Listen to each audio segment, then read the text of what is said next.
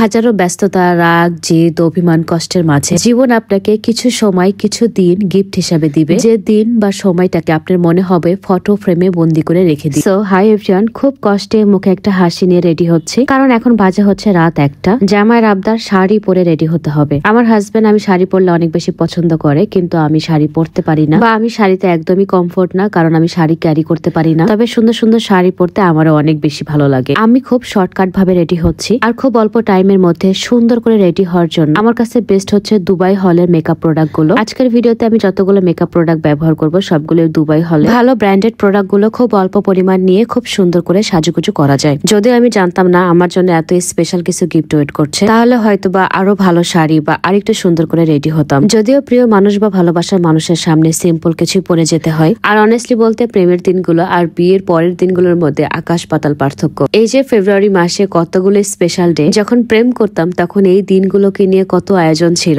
কোথায় যাব, কি পরবো, কি খাবো, কি গিফট করব। আর বিয়ের পরে এই দিনগুলো কিভাবে কেটে যায় কোনোভাবেই বুঝতে পারি না। তবে এর মাঝেও যদি আপনার প্রিয় মানুষ আপনার জন্য কিছু করে, তাহলে ডেফিনেটলি সেটা খুবই ভালো লাগে। যখন আমাদের প্রেম ছিল তখন আমি সবচেয়ে বেশি গিফট করতাম। ইভেন কোথায় কোথায় ঘুরতে যাব এগুলো আমার প্ল্যানিং বেশি থাকতো, কিন্তু অনেস্টলি বলতে বিয়ের পরে আমার হাজবেন্ডকে গিফট করার কথা আমার মনেই থাকে না। বাট সে একদম উল্টো হয়ে গেছে। স্পেশাল ডে মনে করে গিফট করা, ঘুরতে নিয়ে যাওয়া, কোয়ালিটি টাইম স্পেন্ড করা, বেশি বেশি ভালোবাসার কথা বলা। যেহেতু আমি একটু বেশি দুষ্টু, আমার মনে হয় যে এই মানুষটা প্রেমের সময় এমন থাকলে দিনগুলো আরো বেশি সুন্দর হতো। যাই হোক, আমার রেডি হওয়া ডান, কিন্তু আমি প্রচন্ড লজ্জা পাচ্ছি শাড়ি পরে তার সামনে দাঁড়াবো কিভাবে এটা ভেবে। আমি আর কোনোদিন রোমান্টিক হতে পারলাম না। যখন প্রেম ছিল একটা রোমান্টিক ভিডিও করে আপনাদেরকে দেখাইতে পারি, বিয়ের পরে মানুষ হাজবেন্ডের সাথে কত লেটকি ফিটকি করে ভিডিও আপলোড করে, সেটাও করতে পারছি না। যেমন লজ্জা সে আমাদের দেখে পায়, তেমন লজ্জা আমিও তারা দেখে পাই। কেমন না লাগে বলে। যাই হোক, গিফট রিসিভ করার আগে ছোট্ট একটা ভিডিও আপনাদের সাথে শেয়ার করি। আপনারা অনেক আপু আমাকে জিজ্ঞেস করেন, রাবে আপু এত বছর ধরে স্লিমিং টি খান, কিন্তু আপনি শুকান না কেন? যেমন দেখি তেমনই আছেন। আগে আমাকে এটা বলেন তো, আমি কি মোটা হয়েছি? নিজেকে পারফেক্টলি ধরে রাখাও অনেক বিশাল ব্যাপার। আমি ভাত, মাছ, ভাজা পোড়া, ফাস্টফুড, মিষ্টি সবই খাই, তারপরে মোটা। কারণ দিন শেষে বাসায় এসে আমি কিছু খাই বা না, ইউনিক কালেকশনের অর্গানিক স্লিমিং টি এইটা 1 গ্লাস ঠিকই খাই। এতে যেমন আমার ওজন বাড়ে না, ঠিক তেমনি আমার শরীরে কোনো প্রকার মেদ বা ভুঁড়িও হয় না।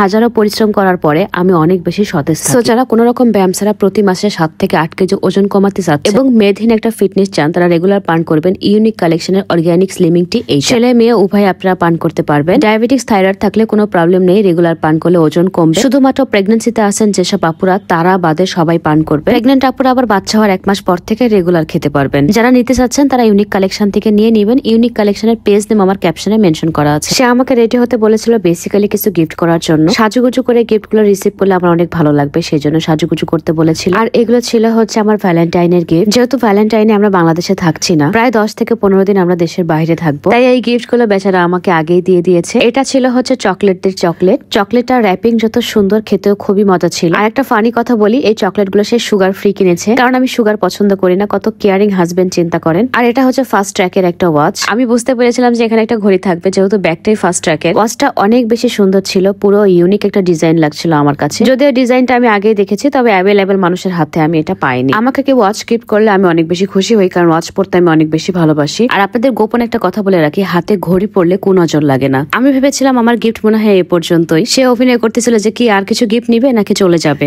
আমি বারবার বলছিলাম না থ্যাংক ইউ, অনেকগুলো গিফট দেওয়া হয়ে গেছে। পরে আমাকে বলে যে না, ব্যাগের ভিতরে তোমার জন্য আরো একটা গিফট ওয়েট করছে। যেহেতু ব্যাগটা কালো আর এই একই ব্যাগের মধ্যে অনেকগুলো গিফট ছিল, আমি বুঝতে পারিনি। ডায়মন্ড অল্টের ব্যাগ দেখে আমি ভেবে নিয়েছিলাম যেটা নাকফুল হবে। আবার একটু কনফিউজড ছিলাম, কারণ সে নাকফুল পরা পছন্দ করে না, সো নাকফুল আমাকে কেন দিবে। এদিকে আমার বোন ক্যামেরার পেছনে থেকে বারবার বলতেছিল যাই থাকুক না কেন এটা কিন্তু আমি নিব। আমি খুব এক্সাইটেড ছিলাম ডায়মন্ড অল্টের বক্সটা নিয়ে। বক্সটা ওপেন করার সঙ্গে সঙ্গে আমি একদম হা হয়ে গেছি। আসলে এটা একটা ডায়মন্ডের ফিঙ্গার রিং, এত বেশি সুন্দর, একদম হোয়াইট গোল্ডের ডায়মন্ড রিং। হোয়াইট গোল্ড আমার অনেক বেশি পছন্দ। যাই হোক, আমি কি বলবো কিছুই বুঝতে পারছিলাম না, শুধু বারবার বলছিলাম যে এত টাকার এত দামি দামি গিফট করার কি দরকার ছিল। আর সে বরাবরই বলে যে আমি পৃথিবীর সবচেয়ে দামি গিফট গুলো তোমাকে দিতে চাই। আমি তারে কেমনে বোঝাই বলেন তো যে তার চেয়ে দামি গিফট পৃথিবীতে আর কিছু হতেই পারে। যাই হোক গাইস, এই ছিল আমার propose day, chocolate day, Valentine day gift. সবাই ভালো থাকেন, প্রিয় মানুষের সাথে খুব ভালো সময় কাটুক। Tata and take care.